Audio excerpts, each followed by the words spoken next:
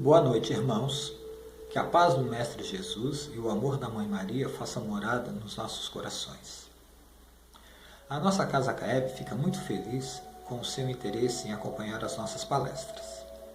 Devido ao distanciamento social que ainda se faz muito necessário, nossas palestras estão sendo transmitidas 2 vezes por semana, às quartas-feiras e aos domingos, através do nosso canal na página do YouTube. Por isso pedimos que façam a sua inscrição no canal e ativem o sininho para receberem o alerta de uma nova palestra. Eu sou Rogério Schneider, voluntário da Casa CAEB, e o tema de hoje é arrependimento e reparação. Para falarmos sobre esse tema, é bom lembrar que somos espíritos, e como espíritos nós somos eternos. E todo espírito tem por objetivo atingir a perfeição e alcançar a felicidade plena. E para isto Deus nos fornece os meios necessários. Esses meios são através de provações em existências corporais. Então nós teremos uma existência corporal para atingir alguns objetivos. Aqueles objetivos que não são atingidos vão ficar pendentes para uma nova existência. E a cada nova existência a gente vai se aperfeiçoando e vamos também acumulando falhas. Então se faz necessário retornar algumas vezes para corrigir essas falhas. E se faz necessário principalmente porque quando retornamos à existência espiritual, nós reconhecemos as nossas falhas e essas falhas nos angustiam. E nós vemos que não vamos conseguir atingir a felicidade se não corrigirmos essas falhas. Então, retornamos a uma existência corporal para novamente tentar corrigir algumas falhas e assim sucessivamente. E como resolvemos nossas pendências, nossas falhas, nossos erros nessas existências? Nós passaremos por algumas etapas. A primeira delas é o reconhecimento do erro. Depois nós passaremos, a partir do reconhecimento do erro, nós vamos ter a oportunidade de nos arrepender de tê-lo cometido. Porque o reconhecimento não necessariamente traz o arrependimento, compreendem? Então nós passamos pelo reconhecimento do erro, depois de algum tempo, o arrependimento do erro, e aí então nós vamos passar por 2 etapas que são fundamentais, que seria a expiação e a reparação do erro. Enquanto não há o reconhecimento do erro, o espírito sofre sem saber por que está sofrendo. Ele sente a angústia, mas não sabe por quê. No entanto, quando ele reconhece o erro, ele passa a saber a origem da sua angústia, deste sofrimento, mas não necessariamente se arrepende. Alguns espíritos demoram muito tempo a se arrepender. E esse arrependimento ele não tem um prazo para acontecer. Ele vai acontecer, mais cedo ou mais tarde ele vai acontecer. É uma lei. Mas, enquanto não acontece, o espírito sofre. O arrependimento, e esse arrependimento ele pode acontecer tanto na existência espiritual como na existência corporal.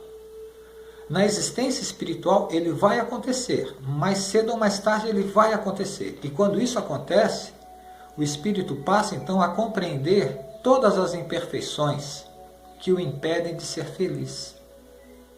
E por isso busca uma nova existência corporal para tentar reparar esses erros. Compreende? Ele vai tentar, porque ele já sabe que ele tentou uma vez, não conseguiu, retornou à vida espiritual, compreendeu, reconheceu que errou, se arrependeu e agora então ele busca novamente uma oportunidade de reparar este erro. Na existência corporal também é possível a gente se arrepender, mas somente dos erros desta vida presente. Na vida espiritual nós conseguimos nos arrepender de tudo que fizemos em todas as nossas existências. Mas na vida presente, a gente só consegue reconhecer o erro e se arrepender do que fizemos agora. O reconhecimento do erro, nessa existência ainda, é muito válido, porque é o início do progresso. Isso demonstra que somos capazes de melhorar. Reconhecendo o erro, poderemos nos arrepender ainda nesta existência e tentar repará-lo ainda nessa existência, não criando uma pendência futura. Também vai ajudar ao nosso espírito quando ele retornar à vida espiritual, porque assim ele já se preparou durante a existência corporal para o arrependimento. Isso vai favorecer com que o sofrimento com que ele tenha que passar seja atenuado. Também é válido lembrar que o arrependimento não absolve do erro, não anula.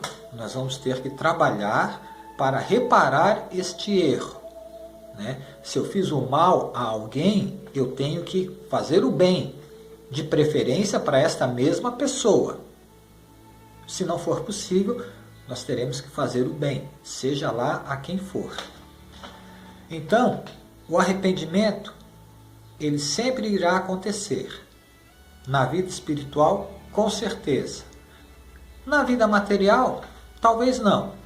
Mas, sempre que possível, o reconhecimento do erro e o arrependimento na vida material é de extrema importância e de muito valor para a nossa evolução no plano espiritual. Em um espírito se arrependendo, ele passa então uma nova etapa, que seria a etapa da expiação. Expiação são os sofrimentos que passamos. Esses sofrimentos podem ser físicos ou morais. A expiação pode acontecer numa existência espiritual ou numa existência corporal. Tudo vai depender da falha que esse espírito cometeu. Algumas expiações precisam ser através de existências corporais. Alguns sofrimentos precisam ser de ordem física. Vai precisar passar pela dor para compreender aquilo. Essa dor pode ser através de uma doença ou através de um acidente, uma fatalidade que aconteça na vida desse espírito. Alguns sofrimentos precisarão ser de ordem moral, alguma angústia, alguma vergonha que esse espírito precise passar para compreender o que ele fez. Isto tudo vai gerar uma situação onde esse espírito começa a compreender o mal que ele fez, de modo que ele não volte a incorrer neste erro. Então, meus irmãos, concluída essa etapa da expiação, a próxima etapa é a etapa da reparação. E é bom deixar claro uma questão, que a necessidade da reparação é um princípio rigoroso da justiça divina. E ele diz basicamente o seguinte: fazer o bem àquele a quem se fez o mal.